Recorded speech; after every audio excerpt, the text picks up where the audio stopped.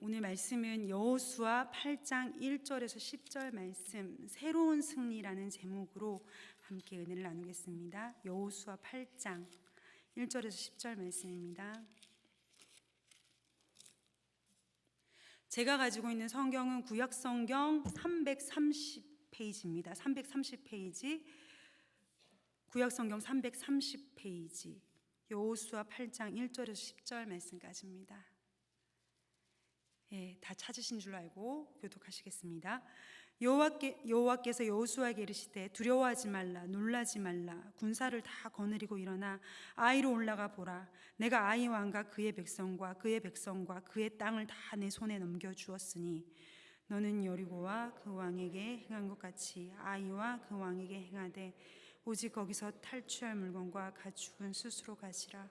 너는 아이 성 뒤에 복병을 둘지니라 하시니 이에 여호수아가 일어나서 군사와 함께 아이로 올라가려 하여 용사 3만 명을 뽑아 밤에 보내며 그들에게 명령하여 이르되 너희는 성읍 뒤로 가서 성읍을 향하여 매복하되 그 성읍에서 너무 멀리하지 말고 다 스스로 준비하라. 나와 나를 따르는 모든 백성은 다 성읍으로 가까이 가리니 그들이 처음과 같이 우리에게로 쳐 올라올 것이라. 그리할 때에 우리가 그들 앞에서 도망하면 그들이 나와서 우리를 추격하며 이르기를 처음과 같이 우리 앞에서 도망한다 하고 우리의 유인을 받아 그 성읍에서 멀리 떠나갈 것이라. 우리가 그들 앞에서 도망하거든 너희는 매복한 곳에서 일어나 그 성읍을 점령하라. 너희 하나님 여호와께서 그 성읍을 너희 손에 주시리라. 너희가 그 성읍을 취하거든 그것을 불살라 여호와의 말씀대로 행하라. 보라, 내가 너희에게 명령하였느니라 하고 그들을 보내며 그들이 매복할 곳으로 가서 아이 서쪽 베델과 아이 사이에 매복하였고 여호수아는 그 밤에 백성 가운데 잤더라. 여호수아가 아침에 일찍 일어나 백성을 점호하고 이스라엘 장로들과 더불어 백성 앞서 아이로 올라가매. 아멘. 아멘.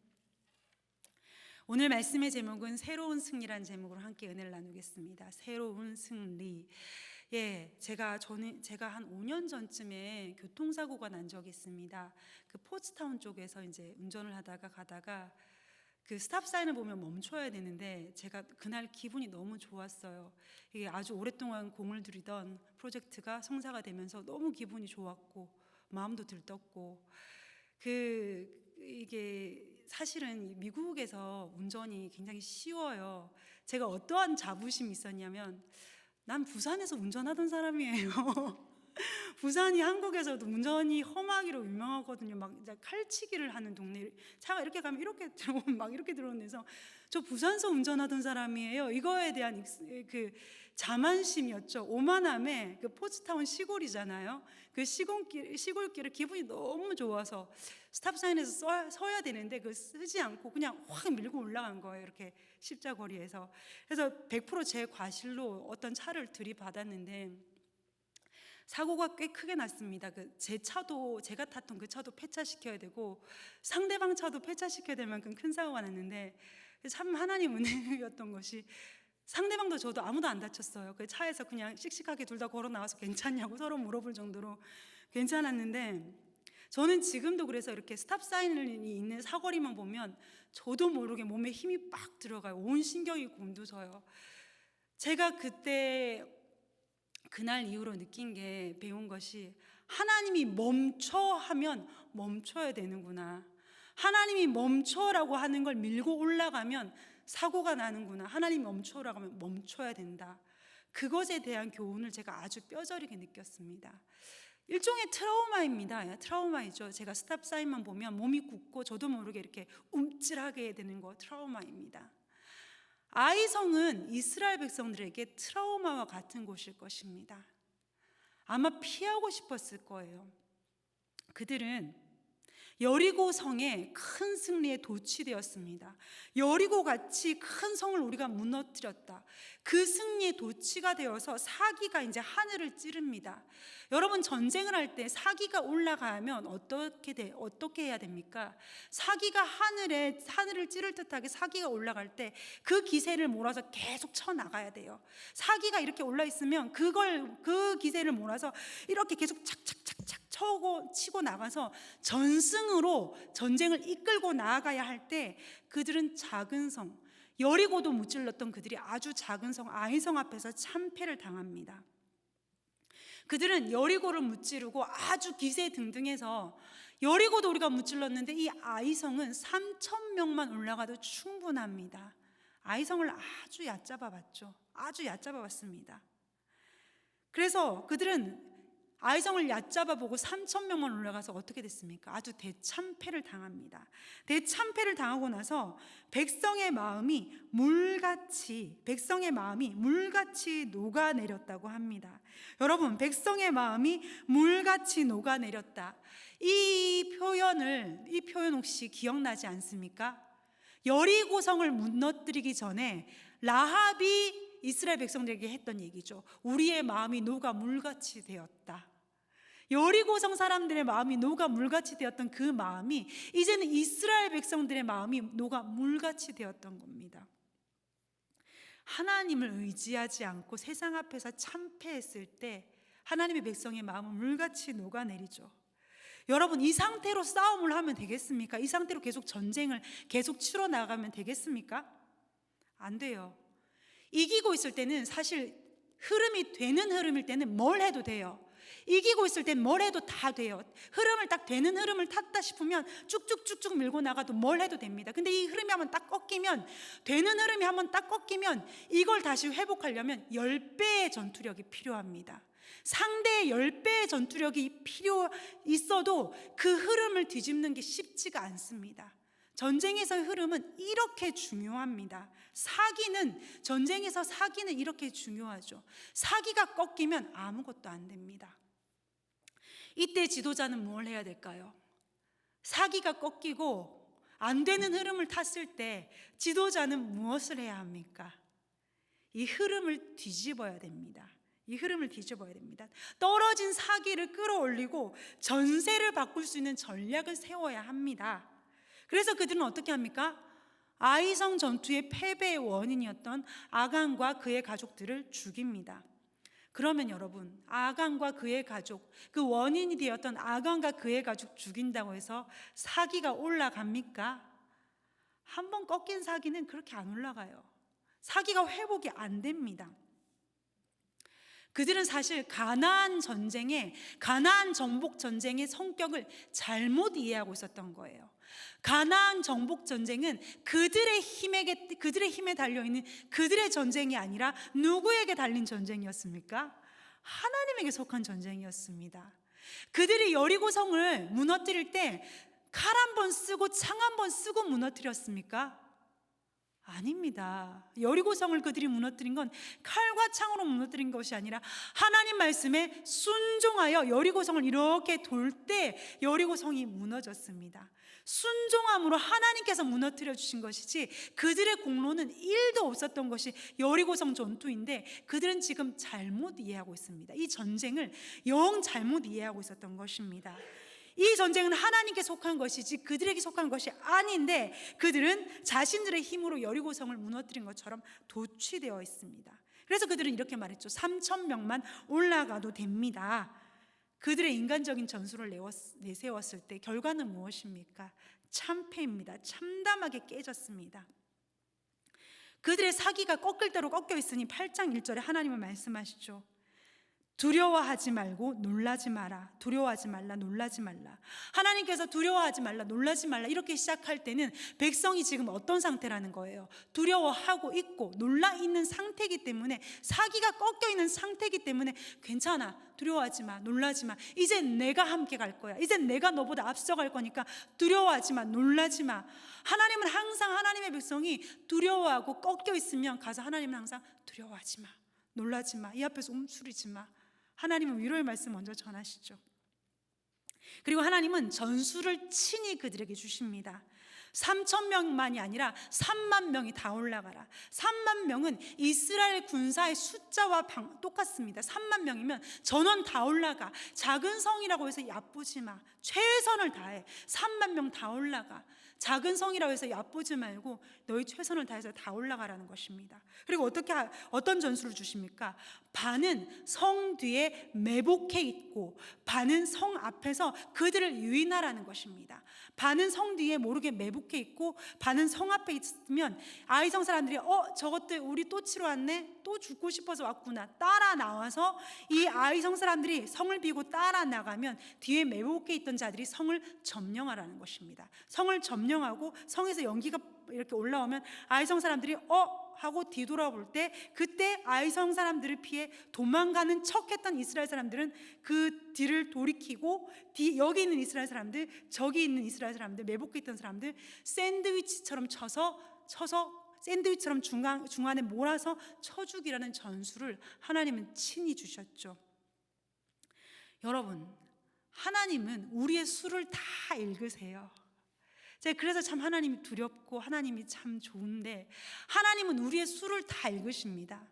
지난번에 이렇게 했으니 이번에도 이렇게 하시겠지. 그게 안 통해요. 하나님은 지난번에 이렇게 역사하셨으니까 내가 이만큼 하면 될 거야. 지난번에 하나님께서 이렇게 하셨으니까 이번에도 이렇게 해야지. 하나님은 우리의 수를 다 읽고 계시고 우리의 수를 뛰어넘으시는 분이십니다. 하나님을 방법으로 접근하는 것을 하나님은 원치 않으시죠. 하나님이 하나님 백성에게 원하시는 것은 처음 마음으로 엎드리는 것. 하나님 아니면 이 전쟁은 아무런 승리가 보장되지 않습니다. 하나님 앞에서 엎드리는 것을 하나님은 원하십니다. 하나님은 단 한 번도 똑같은 수를 우리에게 주시지 않으십니다. 작은 일이든 큰 일이든 하나님 앞에 은혜를 구할 때 하나님은 역사하십니다. 하나님은 우리가 피하고 싶은 그 자리에 다시 서게 하십니다. 이스라엘 백성들이 아이성 앞에 정말 서고 싶지 않았을 것입니다. 다른 성 먼저 치면 안 될까요? 하나님, 아이성 말고요, 다른 데 먼저 치야죠. 저기 아이성은 너무 두렵습니다. 그런데 하나님은 반드시 하나님의 백성을 실패의 자리로 다시 서게 하십니다. 그리고 하나님은 반드시 그 자리에서 승리로 마무리 짓게 하십니다. 하나님은 하나님의 백성을 실패한 인생으로, 실패로 결론 짓게 하시는 분이 아니십니다. 어떻게 해서든 실패의 자리로 다시 끌고 가서 다시 맞서, 다시 당당하게 서, 내가 너와 함께 하니까 넌 이번에는 이길 수 있어 하고 하나님은 승리로 점을 딱 찍게 하시는 하나님이십니다. 우리 모두는 각자의 아이성들이 다 있습니다. 저도 있고 우리가 다 있습니다. 회피하고 싶은 일, 그냥 돌아가고 싶은 일, 이건 굳이 건들고 싶지 않은 일. 하나님은 그 앞에 반드시 맞대결하게 하십니다. 반드시 그 앞에 서게 하시고 그것을 직면하게 하시고 온 힘을 다해서 하나님께 부르짖을 때 하나님은 그것은 돌파하게 하십니다. 하나님은 하나님 앞에 겸손하게 무릎 꿇고 엎드릴 때, 하나님의 은혜를 구할 때 하나님은 그 자리에서 승리하게 하십니다. 8장 전체에 반복해서 자주 나오는 단어가 있습니다. 그 단어는 무엇일까요? 매복이라는 단어입니다. 매복이라는 단어와 복병이라는 단어가 자주 나옵니다. 사실상 매복과 복병은 비슷한 단어입니다. 여러분, 성경에 자주 나오는 건 무슨 뜻이죠? 성경에 자주 나오는 단어, 자주 나오는 문장은 무슨 뜻입니까? 강조입니다. 확실하고 중요하다. 그럴 때 하나님은 성경에서 단어를 반복하십니다. 이 매복과 이 복병이 어떠한 것인지 잘 보여주는 장면이 있습니다. 7장 6절 말씀 한번 보실게요. 7장 6절 말씀에 여호수아가 옷을 찢고 이스라엘 장로들과 함께 여호와의 궤 앞에서 땅에 엎드려 머리에 티끌을 뒤집어 쓰고 저물도록 있다가, 매복과 복병에 대해서 가장 잘 보여주는 그림은 이것입니다. 땅에 엎드려서 궤 앞에서, 여호와의 궤 앞에서 땅에 엎드려서 머리에 티끌을 뒤집어 쓰고 저물도록 가만히 있는 것, 이것이 매복입니다. 머리에 티끌을 뒤집어 쓰고 가만히 하나님 앞에 엎드려 있는 것. 저는 군대를 안 가서 모릅니다. 군대를 갈 수 없는 상황이라서 모르지만 군대를 갔다 오신 분들은 잘 아시죠. 매복과 복병이 무엇인지 아시죠? 먼지를 뒤집어 쓰고 가만히 적에게 들키지 않기 위해 위장을 하고 먼지를 뒤집어 쓰고 가만히 있는 것, 이것이 매복이고 복병이죠. 7장 6절 말씀에 매복과 복병을 너무 잘 보여줍니다. 하나님 앞에 먼지를 뒤집어 쓰고 땅에 엎드려서 가만히 하나님 앞에 납작 엎드려져 있는 것, 이것이 매복이고 복병입니다. 8장 9절 말씀에 다시 가서 여호수아와 이스라엘 백성들은 8장 9절 말씀 다시 갈게요. 그들을 보내매 그들이 매복할 곳으로 가서 아이 서쪽 베델과 아이 사이에 매복하였고 여호수아는 그 밤에 백성 가운데서 잤더라. 여호수아와 백성들이 그 밤을 어떻게 했다고요? 매복했다라는 것입니다. 티끌을 뒤집어 쓰고 그 밤에 가만히 엎드려 있었다라는 것입니다. 마치 7장 6절의 그 말씀처럼 티끌을 뒤집어 쓰고 가만히 엎드려 있습니다. 그 밤이 그들에게 어떠한 밤입니까? 실패로 인해 희망이 조금도 보이지 않는 자리입니다. 실패를 뒤집어 쓰고 희망이 보이지 않는 그 밤을 하나님 앞에 티끌과 먼지를 뒤집어 쓰고 그들은 하나님 앞에 엎드려 있습니다. 여러분, 실패를 뒤집어 쓰고 한치 앞을 보지 못하는 밤을 만나보신 적이 있습니까? 도무지 잠을 이룰 수 없는 밤, 심장이 쪼여드는 것 같고 천장이 무너져 내릴 것만 같아서 도무지 잠을 이룰 수 없는 그러한 실패의 밤을 만나보신 적이 있습니까? 숨조차 쉬어지지 않는 실패의 밤을 마주치신 적이 있으십니까? 그럴 때 우리는 어떻게 해야 될까요? 하나님 앞에 티끌을 뒤집어 쓰고 하나님 앞에 엎드려 있어야 합니다. 잠조차 오지 않는 그런 밤, 하나님 앞에 나와서 티끌을 뒤집어 쓰고 하나님 앞에 가만히 엎드려 있어야 합니다. 그렇게 엎드려져 있다 보면 하나님은 그때 조용한 음성으로 하나님은 우리에게 말씀을 주십니다. 티끌을 뒤집어 쓰고 하나님 앞에 엎드려 있으면 하나님은 우리 마음 가운데 조용히 하나님의 음성을 주세요. 세상 그 무엇도 나를 도울 수 없는 그 시간, 내 세상이 산산이 부서져서 풀 한 폭이 잡을 수 없는 그 시간, 하나님 앞에 티끌을 뒤집어 쓰고 가만히 엎드려 있으면 하나님은 세미한 음성으로 고요히 우리 속에 하나님은 말씀해 주십니다. 하나님은 왜 그들에게, 하나님의 백성들에게 이러한 시간을 허락하실까요? 왜 티끌을 뒤집어 쓰고 하나님 앞에 엎드려져 있어야 하는 이런 시간을 하나님은 하나님의 백성들에게 허락하실까요? 그들에게 새로운 아침이 필요하기 때문입니다. 여호수아와 그의 백성들이 티끌을 뒤집어 쓰고 그 밤을 한밤을 그렇게 가만히 엎드려 지나고 나서 새벽 미명이 저쪽에서 빛이 서서히 떠오를 때 그 아침은 여느 때와 같은 아침일까요? 그 아침이 어제와 같은 아침일까요? 아닙니다. 그 아침은 새로운 아침입니다. 하나님의 해가 떠오르고 희망으로 빛나는 하나님의 해가 떠오르고 하나님의 은혜가 떠오르는 새로운 아침입니다. 어제와 같은 아침이 아니죠. 그 아침은 하나님 앞에 티끌을 뒤집어 쓰고 하나님 앞에 잠잠히 엎드려져 본 자만이 맞이할 수 있는 아침입니다. 여러분, 밤새도록 어두움 가운데 티끌을 뒤집어 쓰고 죽은 듯이 엎드려져 있다가 아침에, 해가 돋는 아침에 서서히 일어나는 이 장면, 여러분 어디서 보신 장면 아닙니까? 연상되는 장면 없으세요? 무엇이 연상됩니까? 부활입니다. 부활입니다. 죽음이 없이는 부활이 없습니다.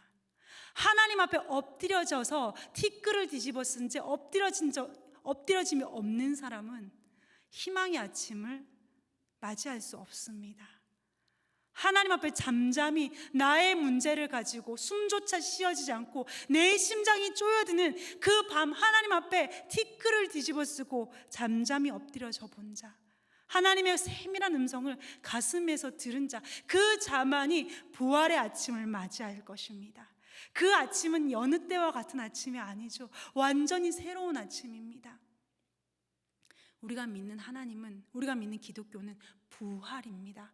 부활의 믿음입니다. 부활의 신앙입니다. 예수와 함께 내가 죽어야 되는 그 죄의 자리, 내가 죽어야 되는 그 사망의 자리, 그 자리에 나의 대장 되신 예수께서 오셔서 내 자리에서 티끌을 뒤집어 쓰고 내 죄와 내 저주를 뒤집어 쓰고 그분이 죽어주셨고, 그분이 나의 죽음의 자리에서 그분이 죽어주셨고, 그분이 부활의 아침에 눈을 뜰 때 나도 함께 눈을 뜨는 것, 그것이 부활입니다. 이것이 기독교 신앙입니다. 예수가 다시 살 때 나도 다시 살았으니 이제 나는 죽었고 내가 사는 건 오로지 누구 안에? 예수 안에 내가 다시 사는 것, 이것이 부활입니다. 죽어도 다시 사는 신앙. 내 목소리는 이제 온데간데 없고, 나의 생각은 온데간데 없고, 나의 고집과 아집은 온데간데 없으며, 나의 실패 또한 온데간데 없으며, 지금 죽어도 나는 천국이기에 나는 부활로 예수로 다시 산 사람, 예수와 함께 사는 사람, 나는 죽었고 내 안에 예수께서 사는 인생, 그것이 바로 하나님의 백성, 우리의 자리이고 우리의 본분입니다. 우리는 죽어도 다시 사는 사람입니다. 코로나로 인해 모든 것이 어둡고, 비단 코로나가 아니라도 우리의 삶이 칠흑같이 어둡고 풀 한 폭이 잡을 수 없는 그러한 처지와 형편에 있다면 하나님 앞에 나아오십시오. 하나님 앞에 나아와서 티끌을 뒤집어 쓰고 하나님 앞에 잠잠히 엎드리십시오. 언제까지? 그분이 내 안에서 세밀한 음성으로 말씀하실 때까지. 그리고 그분과 함께 다시 부활의 아침을, 희망의 아침을 맞이하는 저와 여러분 되기를 원합니다. 제가 좋아하는 찬양 중에 시온의 영광이 빛나는 아침이라는 찬양이 있습니다. 그 시온의 영광이 빛나는 아침에 제가 그 가사를 참 좋아하는데, 오래전 선지자 꿈꾸던 복을 만민이 다 같이 누리겠네. 구약의 선지자들이 바라던 그 꿈꾸던 그 복이 무슨 복이었을까요? 예수를 믿는 것, 하나님의 아들이 이 땅에 오시고 그분이 나를 위해 죽어주시고 그분을 믿는 그 복, 그들이 꿈꾸던 그 복을 만민이 우리가 누리고 있는 복이 뭡니까? 복음의 복을 우리가 만민이 누리고 있지 않습니까? 우리는 그 복을 받은 사람들입니다. 우리가 지금 아무렇지 않게 생각하는 이 복음과 이 예배와 이 모든 것은 사실은 구약의 선지자들이 꿈꾸던 복이라는 것입니다. 우리가 얼마나 영광스러운 삶을 살고 있는 자들입니까? 예수와 함께 다시 사는 인생, 내 안에 성령이 거하시는 이 인생, 이것이 바로 구약의 선지자들이 그렇게 꿈꾸던 복인데, 내 안에 예수가 살고 내 안에 성령께서 사시니 지금 죽어도 나는 천국인데 무엇이 두렵겠습니까? 무엇을 직면하지 못하겠습니까? 하나님과 함께 하나님 앞에 나와서 부활의 아침을, 희망의 아침을 맞이하는 저와 여러분 되기를 원합니다. 그 아침은 새로운 승리의 아침입니다. 나의 승리가 아닌 내 안에 계신 나의 대장께서 주신 승리, 부활의 승리, 그분의 승리입니다. 실패의 자리, 죽음의 자리에서 나의 여호수아 대신 예수님과 함께 일어나시는 여러분 되시기를 간절히 원합니다. 함께 기도하시겠습니다.